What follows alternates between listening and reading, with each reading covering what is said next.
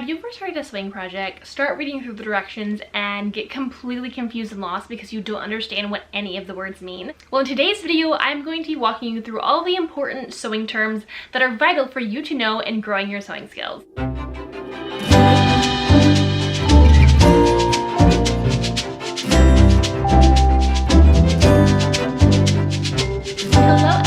Welcome back to my channel and welcome back to another video in the classroom series, a series where I teach you everything you need to know about sewing to grow your sewing skills and help you feel more confident as you grow in your sewing and creative journey.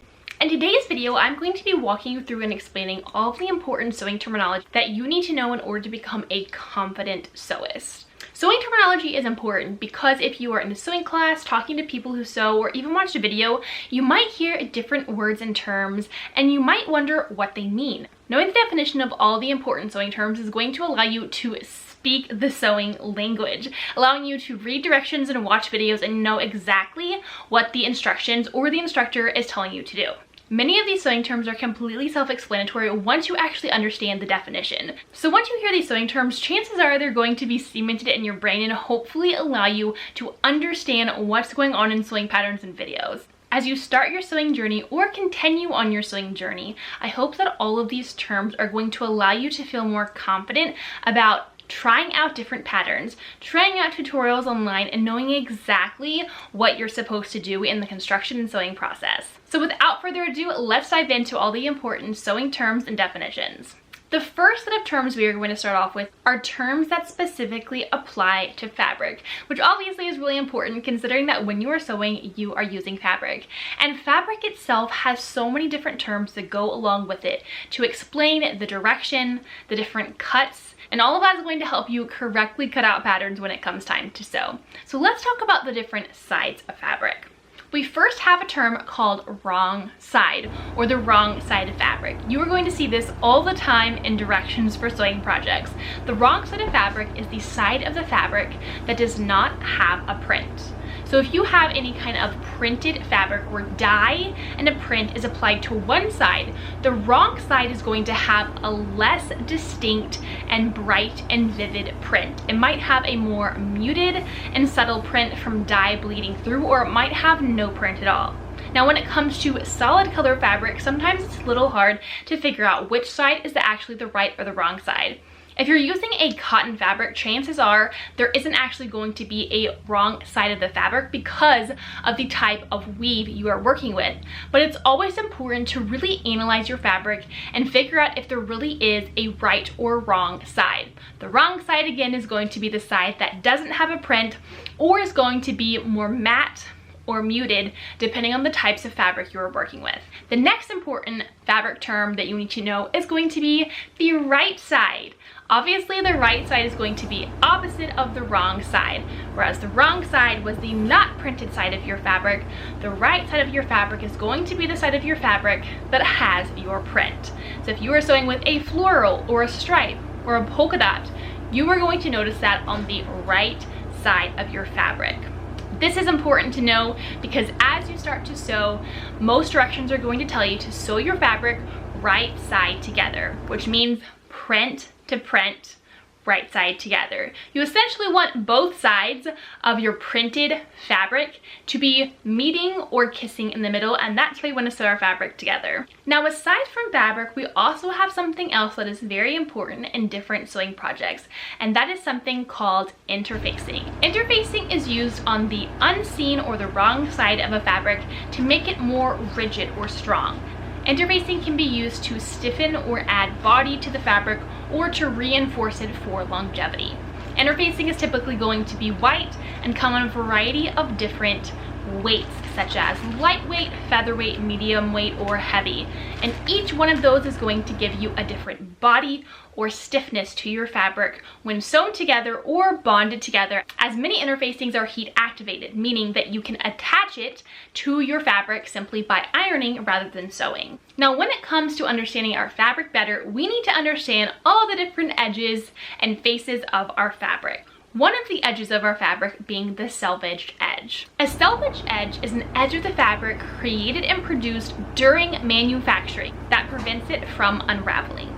Many selvage edges are going to be a different color than the actual fabric print, and some might even have the name or the brand of the fabric company who created it. Selvage edges are going to be found on two different sides of your fabric. If you open up a huge piece of fabric, you are going to find the selvage edges on the right and the left sides. And again, the selvage edge is a finished edge on fabric created in manufacturing that is going to keep it from unraveling. Next, an important term to know when it comes to your fabric is the grain. Now, this isn't bread or anything used for baking. It corresponds to where the different yarns are intersecting in our fabric weave. We have two different intersecting angles of yarn called the warp and the weft, or the lengthwise and the crosswise grain. But typically you are going to hear warp and weft. Now, warp grains go up and down, top to bottom, whereas weft grains go left to right. And an easy way to remember that is that weft rhymes with left. So warp goes top to bottom, up and down, whereas weft, which rhymes with left, goes left to right. Those are going to intersect to create the weave of our fabric. Now, we also have a third unique grain line called the cross grain or the bias. The cross grain runs diagonally across the fabric from corner to corner. This is often called the bias, as there are many patterns that require you to cut your pattern on a bias. Cutting something on the bias creates more drape and also gives your fabric more stretch, as fabric tends to have more stretch across the diagonal grain line of the bias compared to the warp and the weft grain lines, which don't have a stretch. Now, we already talked about the selvage edge of our fabric, which is a finished edge of our fabric. But obviously, if there's a finished edge of fabric, that probably means that there's going to be an unfinished edge of fabric. And the unfinished edge of fabric is called a raw edge. You are going to get a raw edge of fabric anywhere where fabric is cut. So if you were going to the fabric store and getting a certain amount of yardage cut off of a bolt of fabric, your raw edge is going to be found wherever your fabric was cut from the bolt of fabric.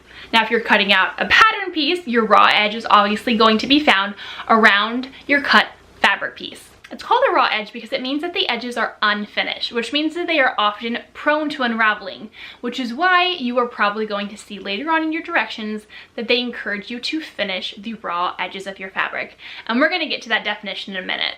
Now that we have gone over all of the important terms that you need to know to better understand your fabric when it comes to sewing, I just want to remind you that the last important term when it comes to understanding your fabric is remembering right side. You just want to say that over and over in your head because it's going to come up a lot and it's so important to remember. Right side of your fabric, or the face of your fabric, means the side of your fabric that has the print, is more vibrant, or has the shine or shimmer compared to the wrong side, which is going to be more dull.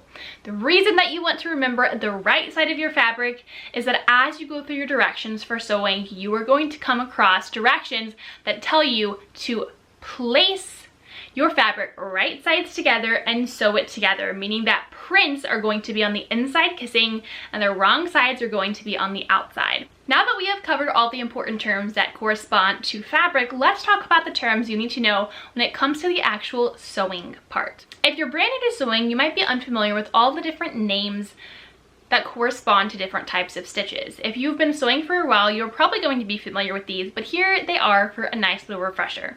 First, we have a straight stitch. A straight stitch is our most frequently used and basic stitch. Essentially, it means we're just going to be sewing a straight stitch on our sewing machine. Our stitch on our sewing machine is probably going to be number 00 or number 1 on your sewing machine stitch selection chart. This is going to be the sewing stitch that you are going to be using probably 99% of the time. The straight stitch looks like a dashed line, and the dashes can vary depending on the lengths you select for your stitches. But again, the straight stitch is going to look like a dashed line. The dash is created from your thread. The second most important stitch to understand and know for sewing is the basting stitch or the baste stitch. The basting stitch is a temporary stitch using the longest stitch length on your sewing machine, which usually means that you're going to have to change the settings for the length of your stitches. increasing the length of your stitches from wherever your standard stitch length sits, which is usually at 2.2 to 2.4, all the way to the highest stitch length your sewing machine can go. Most sewing machines go all the way to 5.0, and that's going to be your basting stitch to create a long, looser, temporary stitch. Basting stitches are used to hold fabric in place temporarily and then removed, and they are also used to create gathers as they are looser, and by pulling the tails on the ends you are able to bunch and gather your fabric together. The next definition you need to know and term is a stitch. Now a stitch is essentially a straight stitch, but as you're going through directions, if you see any part of the directions that tells you to stitch your fabric together, you are going to be using a plain straight stitch to connect two or more different pieces of fabric together. Next, the term that you need to know is seam allowance. This is super important, especially when you get into garment sewing, because if you are sewing with incorrect seam allowance, chances are the size of your finished project is not going to be the size that you originally chose. Now, seam allowance is the amount of fabric from your stitch with your thread at your needle to the raw edge of your fabric. Every sewing project and pattern is going to differ in regards to the seam allowance that they are asking you to sew with. Many standard commercial patterns are going to ask you to sew with 5/8 inch seam allowance, and they will give note for other seam allowances that you might be using throughout the directions. Many print-at-home sewing patterns and indie designers use 3/8 seam allowance. So always make sure that you are thoroughly reading your directions to understand the seam allowance that you need to sew. Now, if you are confused about how you figure out your seam allowance, which is the amount of fabric between your seam and the raw edge of your fabric, you are going to want to look at the needle plate on your sewing machine. The needle plate is the metal plate right underneath your presser foot and your needle. You're going to notice that there are many different lines on that needle plate, and every single one of those lines corresponds to a different measurement. Those are going to help you figure out your seam allowance lengths, and you're going to want to make sure that the raw edge of your fabric always aligns with the line corresponding to the seam allowance you are choosing to sew. Let's talk about some more specifics in regards to our stitches. We now know what a stitch is and what a straight stitch is, but something that is important to know is that when you are sewing a straight stitch, you are going to want to make sure that you backstitch. Backstitching is absolutely vital to the success of a sewing project, because if you don't backstitch, your seam is going to completely come undone. Backstitch allows you to lock your stitch into place and keep it from unraveling. Essentially what a backstitch is sewing backwards over the first couple of stitches that you sew on a project.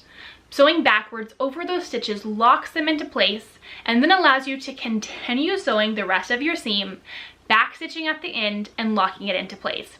It's kind of like two bookends holding books up on a shelf and keeping them from falling off. In order to backstitch, you are going to want to locate the backstitch button on your sewing machine. It looks different on every single sewing machine, but a lot of times it is going to have a U-turn symbol, a little upside down U with an arrow.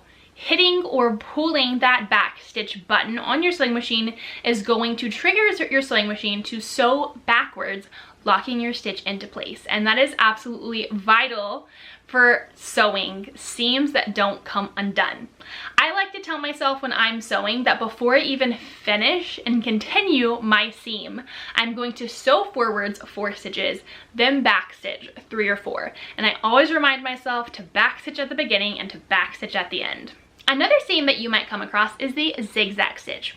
A zigzag stitch is a back and forth zigzag side to side stitch that you can use when sewing fabric. A lot of times the zigzag stitch is going to be used as a seam finish, being used to sew along the raw edges of fabric to keep them from unraveling, but sometimes it's also used to attach 2 pieces of fabric together or used as a decorative stitch. In order to sew a zigzag stitch, you are going to want to change the setting on your sewing machine from your regular straight plain stitch to the zigzag stitch. Another stitch you are going to want to be familiar with is a surged stitch or an overlock stitch. A surge and an overlock stitch is going to require a special sewing machine called a serger or an overlock machine. They're both the same thing. An overlock machine and a serger is going to use multiple spools of thread, creating various loops, all of which are going to connect and loop together overlocking the raw edges of your fabric and keeping them from unraveling. A serged edge as a seam finish is going to be the most common professional seam finish. And if you look on the side of your clothes, the seam finish that you see on all of your raw edges on the inside of your clothes is going to be a serged edge seam finish.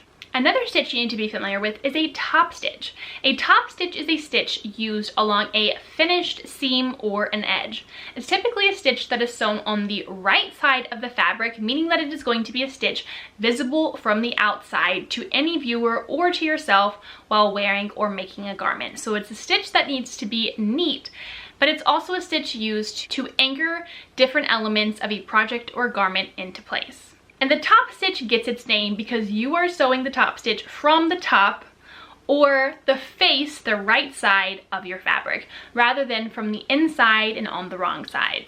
Another term that is very helpful to know when sewing, but doesn't apply to seams, it applies to how we treat our seams after we have sewn them, is the term press, which corresponds to iron. So after we have sewn a seam, we are usually going to want to press our seam open, taking that fabric that has been sewn together and not keeping it together. We are going to press it open so that the selvage opens up like a butterfly. And we are going to use an iron to press our seam allowance open. This is going to give your seam a really nice, crisp, flat appearance from the right side of your fabric. Now, in some directions in sewing projects, you might notice that it asks you to finger press your seam rather than use an iron. This is typically used for smaller seam allowances or shorter seams, and essentially what it means is just taking your fingers and pressing that seam allowance flat and open from the wrong side of your fabric rather than having to go all the way to the iron. Now, as we're talking about seams, it's important to note that you can finish your seams. Again, we have raw edges of our fabric, which are edges of our fabric prone to unraveling, especially with wear and wash.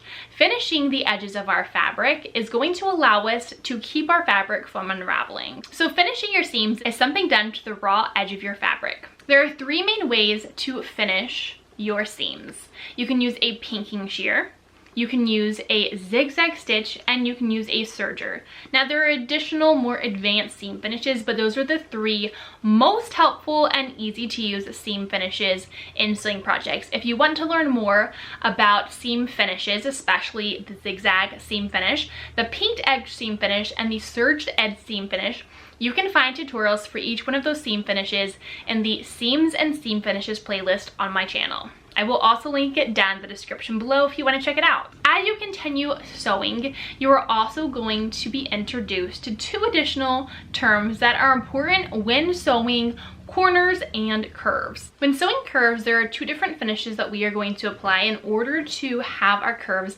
lay more flat and without wrinkles once we press them. For inward facing curves, smiley faces, we are going to use the clipping method. Using the clipping method, we are going to take just the tip of our scissors. We're going to clip or snip our seam allowance about every 1 inch. Now, for outward facing curves, we are going to use something called notch or notching.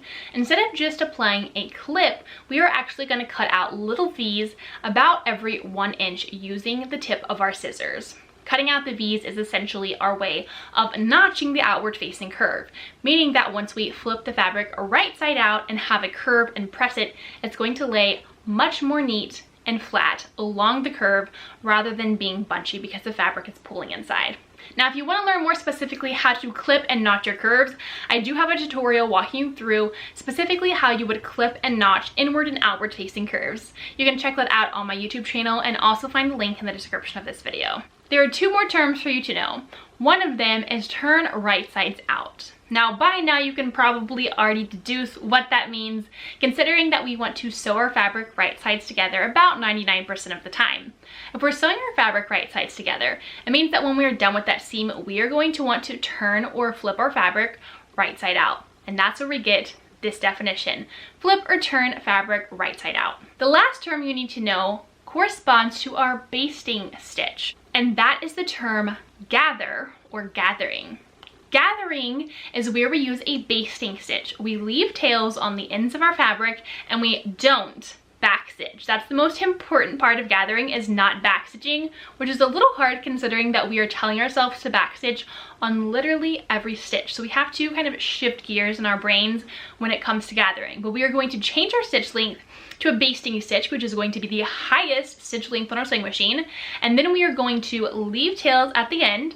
We are going to sew a basting stitch, meaning we are going to sew a straight stitch without back stitching at the beginning or at the end. No back stitches. Then we're going to leave tails at the other end, and if we pull those tails, it's going to allow our fabric to bunch together and create what is called a gather.